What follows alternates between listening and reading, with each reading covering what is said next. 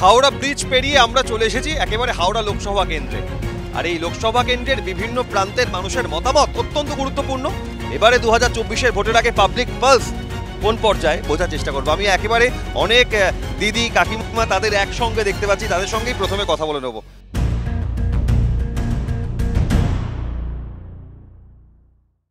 যখন একটা রাজনীতির আবহ তৈরি হয়, ভোট আসে, প্রচার চলে, তখন কি এই টেনশনটা কাজ করে যে আবার কোনো গন্ডগোল হবে না তো? হ্যাঁ, হয়তো বটেই। ভোট দিতে যাওয়ার আগে অনেক কিছু ভালো মন্দ বুঝে শুনে যেতে হয় আর কি। ভোটের আগে 2024-এ ঠিক কি প্রত্যাশা রাখছেন এবার, যেই সাংসদ হন না কেন? শিক্ষা ব্যবস্থা পুরো ভেঙেই গেছে, সে আগের মতো আর নেই। কোমর ভেঙেছে না মাজা ভেঙেছে না পাঁজর ভেঙেছে? কোমরটাই ভেঙে গেছে। আমাদের স্কুলে, আমার ছেলে যে স্কুলে পড়ে ওই স্কুলে বিগত 5 বছর হলো হেড স্যার নেই, তো এখনো কোনো নিয়োগই হয়নি। শান্তিপূর্ণ ভোটটাই তো সবাই চাইছে না, যা চলছে সব জায়গায় গন্ডগোল, এসব না হলেই ভালো। পরীক্ষায় টেনশন কার বেশি হয়, ভোটারদের না প্রার্থীর? যেহেতু প্রার্থীর।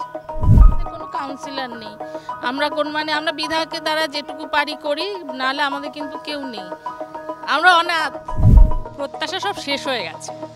কোনো দলের কাছে আমাদের কোনো সত্যি, এটা আমি সত্যি কথা বলছি, কোনো দলের কাছে প্রত্যাশা রাখার যোগ্য দল আমরা কোনো খুঁজে পাচ্ছি না। এটা সাধারণ মানুষের অনেকেরই মনের কথা। সারা ভারতেই এবং শিক্ষা ব্যবস্থা, আমাদের মূল আপত্তি হচ্ছে শিক্ষা ব্যবস্থা। শিক্ষা একদম শেষ অবস্থায় হয়ে গেছে। যে প্রতিশ্রুতি ওই দেখানোটাই হয়, মেনলি কিছুই হয় না, ভেতরটা ফাঁপা। চাকরি, ল অ্যান্ড অর্ডার প্রবলেম যেমনি হয় না, শান্তিতে মানুষ চাই, মানুষ অশান্তি এখন অনেক হচ্ছে। গন্ডগোল না হোক, ভালোভাবে ইলেকশন হয়ে যায়, বহুত ভালো। কি মনে হয়, দেশের হাওয়ায় কি একটা বদল চাই না যে ধারাবাহিকতা আছে তাই ভালো? ম্যান ইজ চেঞ্জিং, যেমন সব কিছু জিনিসের পরিবর্তন থাকে। আমার মনে হয় মানুষকে কিছু চিন্তা ভাবনা করা উচিত। এবার কি মনে হয়, খেলা হবে না খেলা ঘুরে যাবে? এবার চিন্তাশীল ব্যক্তি মানুষ, এবার মানুষ বুঝে নেবে আমাকে কাকে ভোট দিলে ভালো লাগে। আমি একেবারে প্যান্ডেল বাজছে ওনাদের সাথেই একটুখানি কথা বলবো, কি আশা রেখে ভোটটা দেবেন এবার লোকসভা ভোট? হাওয়া কি বলছে?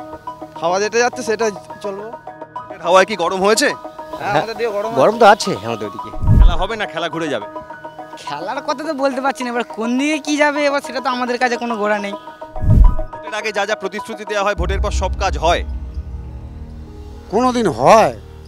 কোনো পার্টি করেছে কাজ ওইভাবে? প্রতিশ্রুতি সবাই দিচ্ছে, দিয়ে কি সেই কাজ করছে? এবারের ভোট হাওড়ায় কেমন হবে? ভালোই হবে, ভোট হবে, খেলা হবে, খেলা ঘুরে যাবে। খেলা ঘুরে যাবে? হ্যাঁ, খেলা ঘুরে যাবে। 70 বছরের জেঠু তিনিও বলছেন ভোট হবে, খেলা হবে, খেলা ঘুরে যাবে। সব মিলিয়ে এই হাওড়ায় সার্বিকভাবে হাওড়া লোকসভা কেন্দ্রের 7টা বিধানসভা, সেই বিধানসভার মানুষের একটা মতামত, একটা বক্তব্যে যেটা স্পষ্ট এখনো পর্যন্ত সবাই এক ক্ষেত্রে সহমত পোষণ করেন যে ভোট হোক শান্তিপূর্ণ, মানুষের বাঁচার অধিকার, শিক্ষা থেকে শুরু করে অন্যান্য ক্ষেত্রে এই সমাজের উন্নয়নই তাদের মূল প্রার্থনা।